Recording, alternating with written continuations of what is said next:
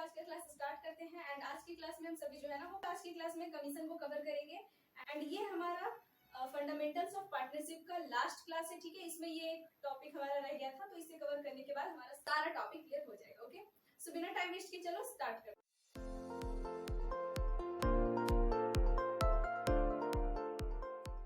Right, तो जल्दी से हेडिंग नोट करो हमारे साथ साथ। आज का जो हमारा क्लास है वो कमीशन को लेके होने वाला है। Okay, commission. अब देखो, सबसे पहली बात तो ये बताओ कि कमीशन होता क्या है, कमीशन का मतलब क्या है। तो देखो, अगर कोई बिजनेस हो या कोई भी पार्टनरशिप फॉर्म हो या कोई सोल प्रोप्राइटरशिप भी हो, अगर कोई तीसरा इंसान, ठीक है, मतलब जो बिजनेस है, पहला तो बिजनेस है, दूसरा जो ऑनर है, ठीक है, और तीसरा इंसान जो होता है, जो हो सकता है कि अगर आपका मैन्युफैक्चरिंग बिजनेस है तो आप जो गुड्स मैन्युफैक्चर करें उसे बिकवाने में जो इंसान हेल्प आपका कर रहा है उसे आप कुछ कमीशन दे रहे हो, ठीक है। तो ये एक कमीशन होता है। कभी कभी तो ये होता है कि हो सकता है कि आपके बिजनेस में कुछ नए वर्कर्स का जरूरत है, नए वर्कर्स की आवश्यकता है। एंड जो इंसान है एक्स्ट्रा, मतलब एक इंसान जो है वो आपको वर्कर्स दिलवा रहा है लेकिन उसके बदले में वो पैसे मांग रहा है, तो यहाँ पे भी कमीशन चार्ज हो रहा है, ठीक है। तो यहाँ पे जो पार्टनरशिप का क्लास हम कर रहे हैं, तो इस पार्टनरशिप के क्लास में हमें कितने तरह के कमीशन मिल सकते हैं, ठीक है। तो जो हम ये क्लास पढ़ रहे हैं ना, मतलब जो पार्टनरशिप, तो पार्टनरशिप में आपको दो तरह का कमीशन मिल सकता है। पहला तो कमीशन आपको होता है कि हम जो है वो पार्टनर्स को कमीशन दे रहे हैं, ठीक है। एक होता है पार्टनर्स कमीशन, एंड जो दूसरा होता है वो होता है, मैं इधर बताती हूँ सेकंड नंबर। एंड जो सेकंड नंबर होता है वो होता है मैनेजर कमीशन। मतलब ये कोई पार्टनर नहीं है, बल्कि फर्म जो है वो पार्टनर के अलावा एक बिजनेस को मैनेज करने के लिए कोई मैनेजर को रखे हुए, तो उनको भी कमीशन दे रहे हैं, तो वो होता है मैनेजर कमीशन, ठीक है। अब होता क्या है कि आपको जो क्वेश्चन गिवन होगा उसमें कभी कभी मैनेजर कमीशन भी दिया होगा, कभी कभी पार्टनर्स कमीशन, तो कभी कभी मैनेजर कमीशन, कभी कोई क्वेश्चन ऐसा भी हो सकता है जिसमें दोनों कमीशन हो, ठीक है। तो एक चीज हमेशा ध्यान रखना, पार्टनर कौन होते हैं। तो पार्टनर जो है वो बिजनेस को मिलके स्टार्ट करते हैं, एक तरह से हम बोल सकते हैं पार्टनर जो है वो ऑनर है बिजनेस के, बोल सकते हैं ना। तो यस, ये ऑनर होते हैं और इनको जो है वो मेन प्रॉफिट में से हिस्सा मिलता है ना। पार्टनर को जितनी भी चीजें फर्म के द्वारा मिलती है उन्हें हम कहाँ रिकॉर्ड करते हैं, बताओ, profit and loss appropriation account में ना। तो यस, यहाँ पे भी जो पार्टनर को आप कमीशन दोगे ये profit and loss appropriation account में रिकॉर्ड होगा। कहाँ रिकॉर्ड होगा? Profit and loss appropriation account में। ओके, क्यों ऐसा? क्योंकि ये जो है कोई चार्ज नहीं है बल्कि एक एप्रोप्रिएशन है। क्या है? एप्रोप्रिएशन है। और एप्रोप्रिएशन हम लोग हमेशा profit and loss appropriation account में ही दिखाते हैं। समझ में आई ना? पार्टनर को दी जाने वाली सारी चीजें मतलब पार्टनर्स को आप कुछ भी दे रहे हो वो सभी partners profit and loss appropriation account में दिखाएंगे। अब बात करते हैं मैनेजर कमीशन का। तो ये बताओ कि क्या मैनेजर भी पार्टनर है फर्म का? क्या मैनेजर भी फर्म का जो मेन प्रॉफिट होगा, जो एक्चुअल में प्रॉफिट होगा, उसमें हिस्सा लेने का हकदार रखता है? क्या ऐसा है? नहीं ना, बिल्कुल भी नहीं, ऐसा तो बिल्कुल नहीं है। तो यस, तो यहाँ पे जो मैनेजर होगा, ठीक है, ये जो मैनेजर है ये कोई पार्टनर नहीं है। मैनेजर को दिया जाने वाला चार्ज, मतलब मैनेजर को दिया जाने वाला कमीशन एक चार्ज होता है, ठीक है। फर्म के ऊपर ये एक चार्ज है, ठीक है, चार्ज है, एक एक्सपेंस है फर्म का। तो इसे जो है वो प्रॉफिट एंड लॉस अकाउंट में दिखाते हैं। कहाँ दिखाते हैं? प्रॉफिट एंड लॉस अकाउंट में। इन केस अगर आपको क्वेश्चन में manager commission and partners commission both given है तो आप क्या करोगे?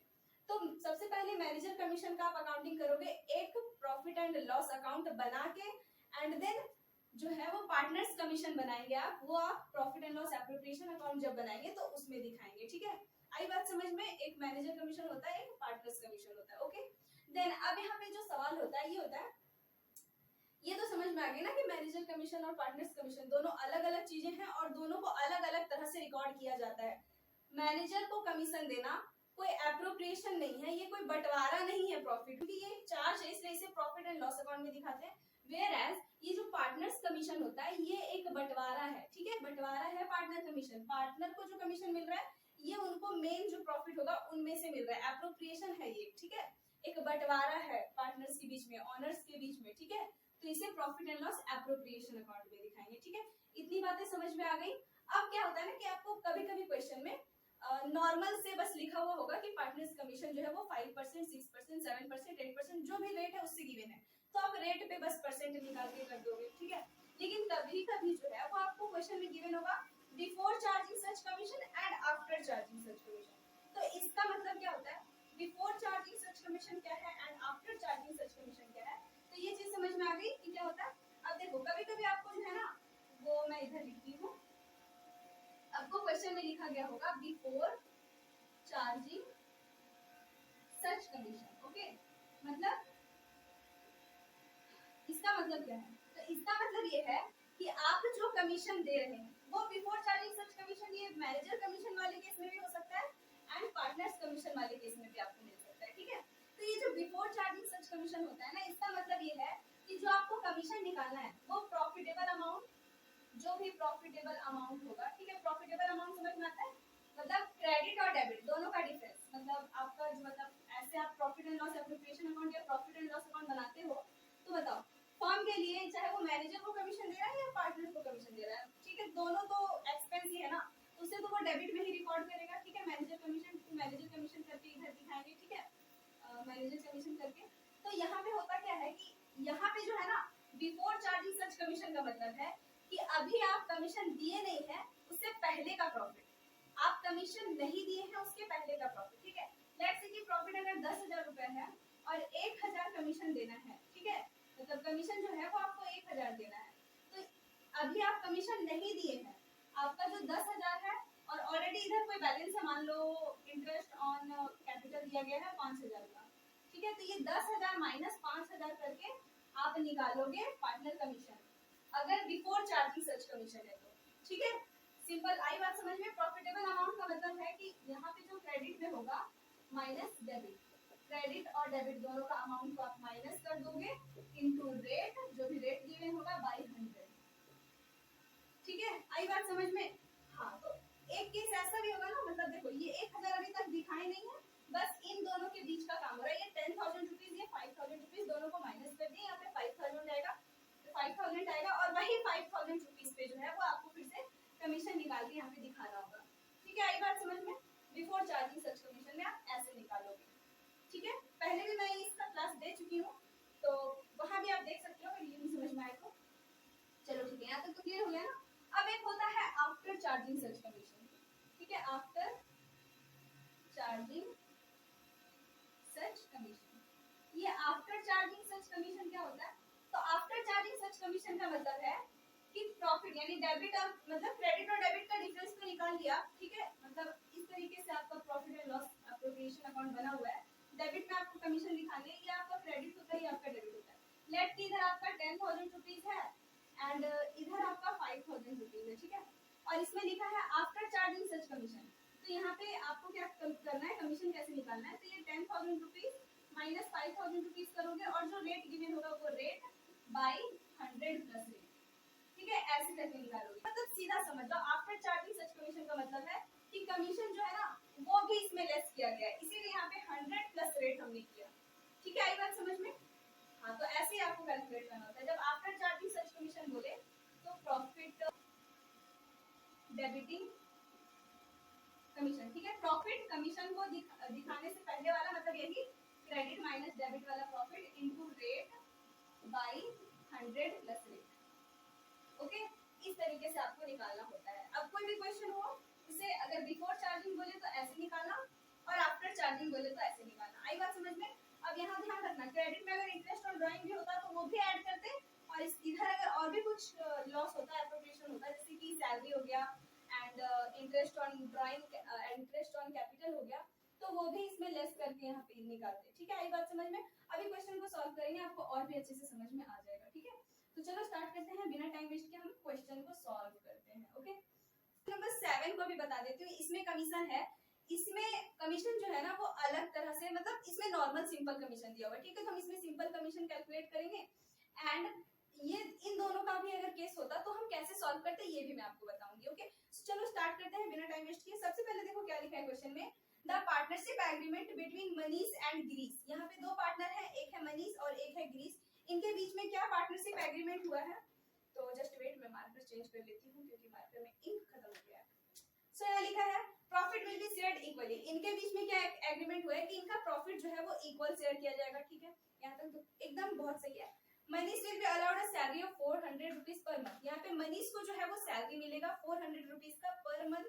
देन है Girish who manage the sales department will be allowed a commission equal to 10% of the net profit after allowing Manish salary. यहाँ पे गिरीश जो पार्टनर है वो क्या करता है, सेल्स डिपार्टमेंट को संभालता है, मतलब वो बिकवाने का काम करता है गुड्स को, ठीक है। तो इसके लिए फर्म जो है वो उसे कमीशन दे रही है, कितने रेट से, तो 10% के रेट से। लेकिन ये कमीशन जो है वो गिरीश गिरीश को जो है वो जो प्रॉफिट आया है उसमें सैलरी को माइनस करके दिया गया। किसका सैलरी, तो मनीष को जो सैलरी दिया गया उसे माइनस करके, ठीक है। कैलकुलेट करेंगे अभी और भी आपको अच्छे से समझ में आएगा। फिर यहाँ पे लिखा हुआ 7% interest will be allowed on partners fix capital. Partner का फिक्स कैपिटल है यहाँ पे, ठीक है। तो अगर यहाँ पे पार्टनर्स कैपिटल अकाउंट हमें बनाने को बोला होता तो हम यहाँ पे करंट अकाउंट भी बनाते और कैपिटल अकाउंट भी बनाते, ठीक है। अगर देखते हैं बोला है तो बनाएंगे हम, ठीक है। देन यहाँ लिखा है 5% interest will be charge on partners annual drawing. Partner का ड्राइंग पे यहाँ पे 7% आपको देना है इंटरेस्ट, मतलब लेना है फर्म को। देन लिखा है the fix capital of Manish and Girish are. Manish and Girish का फिक्स कैपिटल, मनीष का 1 लाख रुपीज गिवन है, गिरीश का 80,000 रुपीज गिवन है। द ड्राइंग्स उनका गिवन है, मनीष का 16,000 एंड गिरीश का 14,000 और उनका फिर नेट प्रॉफिट दिया है 40,000 rupees, okay. Prepare firms profit and loss appropriation account. हमें कुछ नहीं करना, बस यहाँ पे profit and loss appropriation account बनाना है। देखो यहाँ पे जो कमीशन दिया जा रहा है वो गिरीश को दिया जा रहा है, तो गिरीश क्या पार्टनर है या कोई और है, मैनेजर है, पार्टनर है ना।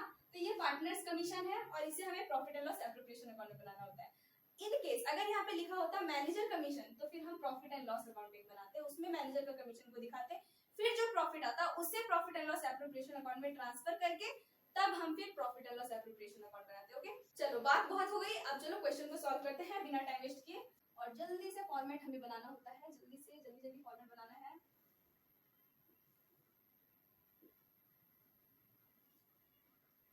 चलो ये हमारा क्रेडिट होता है एंड ये डेबिट होता है। इधर लिख दो profit and loss appropriation account, ठीक है, अच्छे से लिखना, profit and loss appropriation account, okay. चलो ये हमारा पार्टिकुलर्स होता है, amount, again particulars and amount, ठीक है। देखो क्या लिखा हुआ है, सबसे पहले तो प्रॉफिट है, प्रॉफिट जो यहाँ पे 40,000 रुपीज दिया गया उसे ट्रांसफर करके इधर लिखो, तो प्रॉफिट लिखेंगे by profit and loss account 40,000 rupees, तो 40,000 रुपीज, ठीक है। देन यहाँ पे लिखा है मनीष को जो है वो सैलरी दिया गया है 400 रुपीज पर मंथ का, तो जल्दी से दिखाते चलते हैं। टू सैलरी ऑफ मनीष, ठीक है, मैं लिख रही हूँ कितना है 400 रुपीज पर मंथ, तो यहीं पे कर देती हूँ। ये देखो 400 है, ये पूरे एक महीने का है, लेकिन ये जो profit and loss appropriation account हम अभी प्रिपेयर कर रहे हैं ये तो पूरा एक साल का कर रहे हैं ना, तो इसीलिए यहाँ पे जो 400 रुपीज दिखाया गया है इसे हम सभी 12 से मल्टीप्लाई करके दिखाएंगे, मतलब पूरे 1 ईयर का दिखाएंगे, ओके। सो यहाँ पे होगा 4800। चलो ठीक है, यहाँ तक क्लियर है। देन लिखा है कि कमीशन देना है, तो कमीशन वाले को भी हम साइड करते हैं, कमीशन हम लास्ट में कैलकुलेट करेंगे। देन लिखा है 7% interest will be allowed on fixed capital, इन्हें जो है वो इंटरेस्ट देने हैं 7% के रेट से, तो 2 इंटरेस्ट ऑन कैपिटल कर लो, ये मनीष का एंड गिरीश का दोनों का कैलकुलेट हमें करना होगा, ठीक है। तो अभी मैं इसे, ठीक है, यहाँ कैलकुलेट करते हैं, okay. So interest on capital, Manish का देखो कैपिटल कितना गिवन है, तो साफ साफ लिखा हुआ है कि मनीष का कैपिटल 1 लाख रुपीज है, तो 1 लाख लिखेंगे, एंड गिरीश का कैपिटल जो है वो 60,000 रुपीज है, तो 60,000 लिखेंगे, एंड इन्हें जो है वो इंटरेस्ट देना है 7% के रेट से, तो 7% कैलकुलेट कर लो, तो यहाँ पे होता है 7,000 रुपीज, एंड अगेन 7% हमें कैलकुलेट करना है, तो ये होता है 4,200 रुपीज, ओके। चलो यहाँ तक क्लियर है। तो हम यहाँ पे लिखेंगे 7,000 rupees for Manish and 4,200 rupees for Girish, and यहाँ पे होता है आपका 002 11,200, ओके। चलो ठीक है, यहाँ तक क्लियर है। अब लिखा है कि 5% interest will be charge on partners annual drawing. अब यहाँ पे ड्राइंग भी है और उसमें भी इंटरेस्ट जो है वो 5% देने हैं, तो इसे भी कैलकुलेट करो, इंटरेस्ट ऑन ड्राइंग मनीष का कितना होगा एंड गिरीश का कितना होगा। तो देखो मनीष का जो ड्राइंग्स है वो 16,000 रुपीज दिया है एंड गिरीश का ड्राइंग्स 14,000 रुपीज दिया है, तो 16,000 रुपीज है, 16,000 करेंगे इंटू 5, मतलब 5% कैलकुलेट करो, तो यहाँ पे होता है 800 रुपीज, एंड यहाँ पे 14,000 रुपीज का अगेन हमें 5% कैलकुलेट करना होगा, तो यहाँ पे हमारा होता है 700 रुपीज, ओके। आई बात समझ में। तो यहाँ पे हम लिखेंगे इधर हमें लेना है बाय, पता है ना कि ये क्रेडिट में क्यों हुआ इंटरेस्ट ऑन ड्राइंग, क्योंकि इंटरेस्ट ऑन ड्राइंग जो है वो फर्म पार्टनर से लेते हैं, तो फर्म के लिए जो है ये इनकम है, ठीक है, तो इनकम को वो क्रेडिट में रिकॉर्ड करेंगे। इंटरेस्ट ऑन ड्राइंग है मनीष एंड गिरीश का, ये 800 रुपीज एंड ये 700 रुपीज, ये 1500 निकाल दो। अब देखो और भी कुछ है क्या? अब ऐसा कुछ भी नहीं है जो हमें पार्टनर्स कैपिटल मतलब profit and loss appropriation account में दिखाना है। बस एक चीज हमारा रह गया जिसे हम पढ़ रहे हैं आज की क्लास में, वो है मैनेजर कमीशन, सॉरी पार्टनर्स का कमीशन, ठीक है। यहाँ पे जो है ना वो गिरीश को कमीशन दिया जा रहा है, ठीक है। तो मैं इसे आपको इधर बताती हूँ। गिरीश को क्या दिया जा रहा है? कमीशन, ठीक है। अब मुझे ये बताओ कि कमीशन दिया तो जा रहा है, लेकिन यहाँ पे और क्या लिखा है? लिखा है यहाँ पे कि गिरीश को manage the sales department, Girish जो कि सेल्स डिपार्टमेंट को मैनेज करता है, इसे कमीशन दिया जा रहा है। एंड लिखा हुआ है will be allowed a commission equal to 10% of the net profit, net profit का 10%, but after allowing Manish salary, लेकिन मनीष का सैलरी को देने के बाद, ठीक है। मतलब नेट प्रॉफिट कितना गिवन है, देखो क्वेश्चन में 40,000 रुपीज गिवन है, तो यस आपको नेट प्रॉफिट 40,000 लिखना है। लेकिन इसमें क्या किया है ना कि मनीष को जो है वो सैलरी दे करके जो बचा अमाउंट है उसमें आपको देना है, उस अमाउंट से आपको जो है वो इसे देना है क्या? कमीशन। ओके, सो यहाँ पे सैलरी कितना है 4,800, तो 4,800 माइनस कर दो। एंड यहाँ पे कुछ ऐसा लिखा है कि बिफोर चार्जिंग सच कमीशन है या आफ्टर चार्जिंग सच कमीशन है, कुछ भी नहीं लिखा। इन केस अगर यहाँ पे जो लिखा है ना कि आफ्टर अलाउइंग मनीष सैलरी, यहाँ पे आफ्टर अलाउइंग मनीष सैलरी ना लिख करके बिफोर चार्जिंग सच कमीशन अगर लिखा होता तो हम क्या करते? डेबिट मतलब इसका क्रेडिट का सारा अमाउंट, तो क्रेडिट में कितना हो जाएगा 41,500 इन दोनों को ऐड करके, और इसमें माइनस करते डेबिट का सारा अमाउंट। यहाँ पे क्या हो जाएगा 11 और 14, 15 और 1 16, 16,000 होता। तो इस तरह से माइनस करके इस पे फिर रेट से कैलकुलेट करते अगर बिफोर चार्जिंग सच कमीशन होता तो, ठीक है। और वही अगर आफ्टर चार्जिंग सच कमीशन होता तो सेम ये ऐसे ही काम करते, मतलब क्रेडिट वाला, सॉरी ये क्रेडिट वाला अमाउंट और डेबिट वाला अमाउंट दोनों का डिफरेंस निकालते, मतलब 41,500 माइनस 16,000 रुपीज करते, एंड देन यहाँ पे रेट बाई 100 प्लस रेट करते। ओके, आई बात समझ में? तो यही होता अगर बिफोर चार्जिंग सच कमीशन होता या आफ्टर चार्जिंग सच कमीशन होता तो। यहाँ पे बिफोर चार्जिंग सच कमीशन या आफ्टर चार्जिंग सच कमीशन वाला केस नहीं है, ये नॉर्मल केस है। यहाँ पे आपको सैलरी देने के बाद कमीशन निकालना है, ठीक है।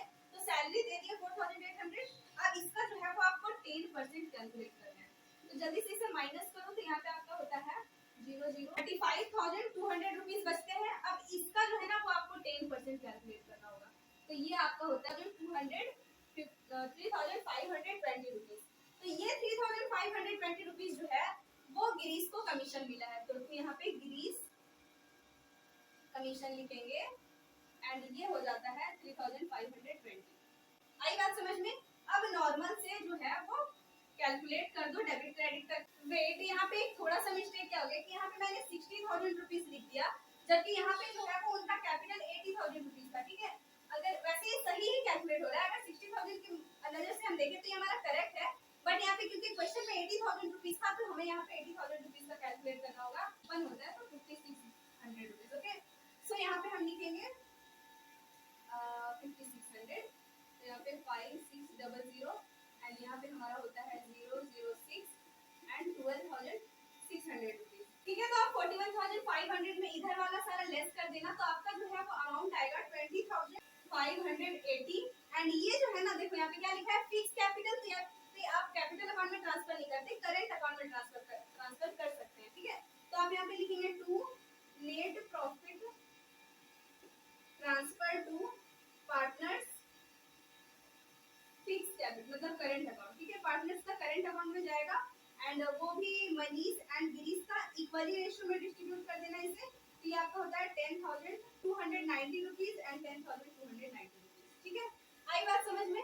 तो ये होता है कमीशन और इस तरह से चार्ज किए जाते हैं, ठीक है। ये होता है मतलब कमीशन ऐसे कैलकुलेट किया जाता है और ऐसे ही चार्ज किया जाता है, ठीक है। आई होप कि आपको कमीशन का क्लास भी बहुत अच्छे से समझ में आ गया। इन केस अगर नहीं समझ में आया तो कमेंट सेक्शन में बताना, ठीक है। मिलते हैं नेक्स्ट क्लास में। नेक्स्ट क्लास हमारा एक न्यू चैप्टर का होने वाला है, सो तब तक के लिए bye bye, have a good day, stay happy and stay healthy.